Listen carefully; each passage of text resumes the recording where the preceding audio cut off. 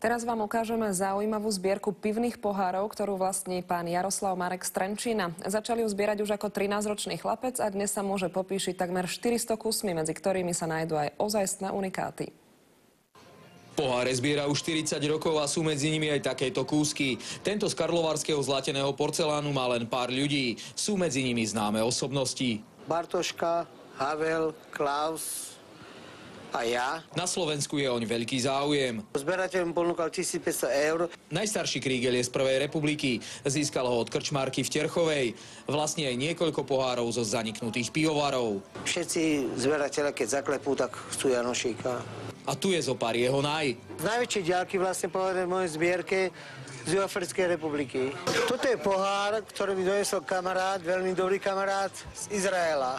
Málo kto vie, že v Trenčíne sa varilo pivo, bol to Matúšek Trenčanský, ktorý vlastne už ten pivovar neexistuje, bolo to bývalé Južanke.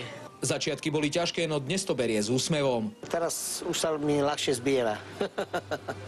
Ak by chcel pán Marek naplniť všetky poháre, musel by do nich načapovať viac než 250 litrov piva. Z Trenčína Michal Bujna, televízia Markíza. Rally Dakar zažila smutný deň. Viac sa dozviete už o chvíľu v športových novinách. Máme ale aj dobrú správu. V hre Loto padol dnes večer prvý tohtoročný jackpot. Predstavte si, šťastný tipujúci si prilepší o vyše 1 000 000 eur. Podrobnosti nájdete na webovej stránke tvnoviny.sk. Tak šťastlivcovi alebo šťastlivcom gratulujeme. Vám ešte želáme pekný večer a dovidenia.